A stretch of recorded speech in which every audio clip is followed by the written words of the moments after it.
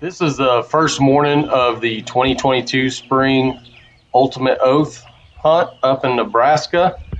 Um, we started off just listening, and I'm glad we did because we were going to go the opposite way.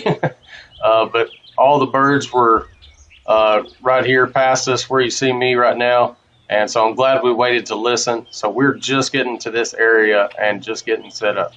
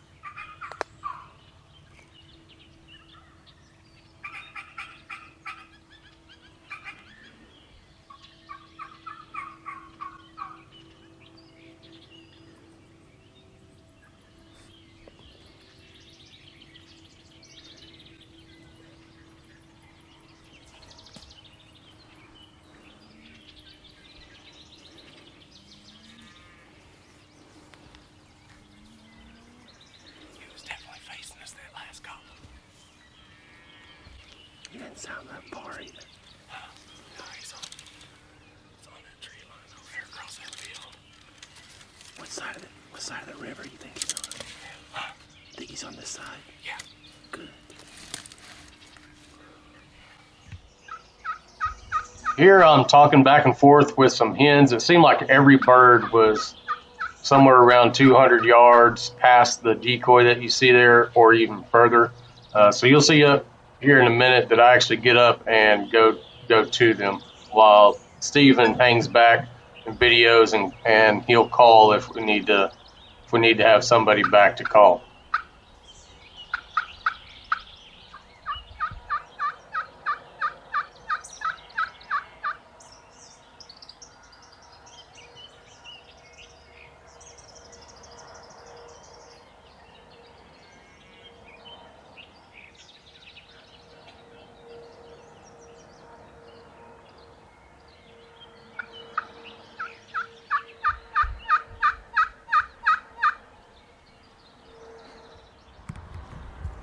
Right here, I decided to get up and move to them because they really weren't moving a whole lot, and so I wanted to at least get a little bit closer, try and hopefully lay eyes on them. And I ended up laying eyes on all of them. There was the tom we were after. I didn't know it at the time, but got within 20 yards of him and couldn't tell if it was a jake or a tom just because of the tall grass in between us at that time. But he ended up flying across the river, and you'll get really good footage of him here in a second. Steven gets to talking to him because Steven didn't know where I was at, so he started calling to him. It's just one of those things, wasn't meant to be, didn't happen. Ended up getting close to all these jakes that Steven gets fired up here in a second. So it was pretty intense for quite a while. And there's the man. That's the one I was after. I had him at 20 yards, snuck up to him. Of course, I was on my belly and couldn't see through the grass before he crossed the river if it was a tom or a jake. And so I had to couldn't pull the trigger. It wasn't until after he crossed the river that I realized it was a tom. And of course, Steven had great footage of him and started calling to him. And in the process, at this time, I didn't know why he started walking away, but it makes sense now.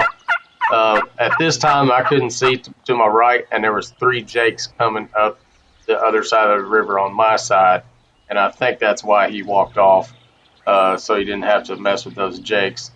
But you'll hear those jakes in a second. Steven gets them pretty worked up. The closest one gets within about 12 steps of me.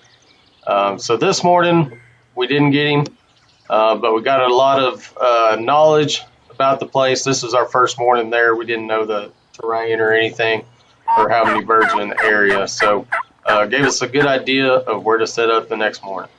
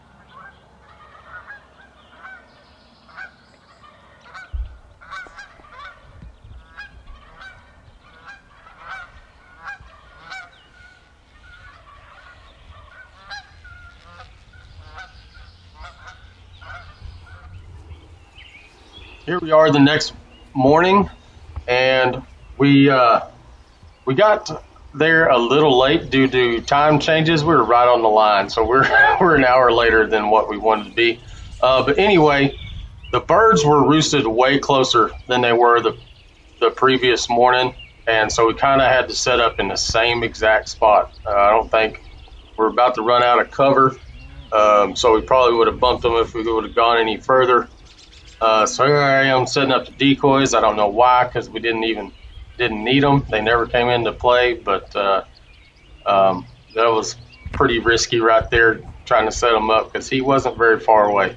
But anyway, the bird ends up pitching across the river onto our side, thankfully, and that put us in pretty good shape.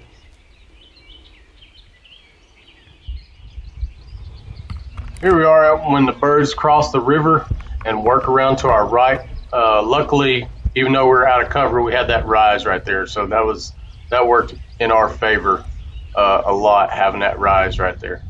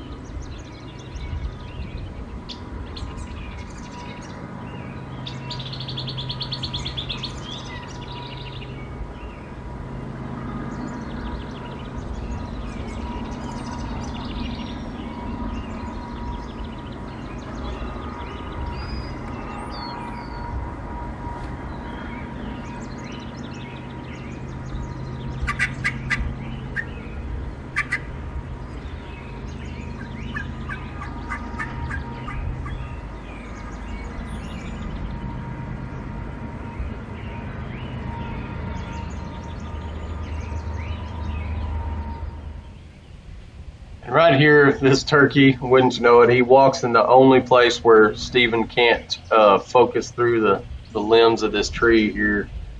And I was trying to wait, and I was thinking about that, and I was trying to wait and let him get past me, but he was walking straight to me. I don't even think this turkey's seen the decoys. because he was coming straight at me, and I had to shoot when I did, or he would have walked right on top of me.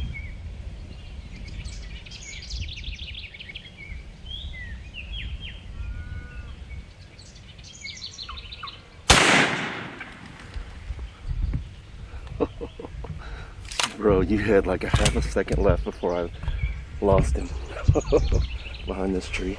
Look at that. That's a heck of a beard for birds in this part of the country. Bro, I'm happy for you, man. I'm happy for you. Guys, awesome. Royce has just tore up with turkey hunting, man. And he's actually going for your Grand Slam. Hopefully we're going to get you something coming up in Florida, Yep, man. just need an Osceola. Yep. That's it. That's what's up. Man, out here in the southwest portion of Nebraska, and yesterday was pretty much just a wash, but we used it as a scouting day, and we actually had bird footage. So That's it. we threw a plan together last night to come out here today, and old turkey whisperer right here, son. Smashed him up, kid. That's what's up. I tell you, man, there's nothing in this world that I'd rather do than to chase these things, and to be asked by Oath to come to Nebraska. I probably may have never ever traveled to Nebraska to hunt if it wasn't for Oath and asked me to come along. And regardless of what it ends up, I love these hunts just for the fellowship and sharing it with fellow veterans, and just something special about it. So Yeah. to be blessed with an awesome bird like this in a place that I may never ever get a chance to come hunt, it's just something you dream about. Man, that's awesome. And folks, if you're a veteran and would like to get in the outdoors, go to www.oathinc.org. Get signed up, fill out the application. We'll get you out in the Mother Nature, and you never know what we'll be chasing. But man, congratulations, Thanks bro. again, brother. That's a great looking bird. Enjoyed sharing it with you. I think we're gonna shoot, boy. Turkey stew, turkey nuggets, fried turkey, Turkey kebab. turkey salad, turkey kebabs. I think that Turkey Creole. Woo, turkey Creole. Yeah, Ooh, baby. Hey, we got time to go to the Waffle House. Come on. we do.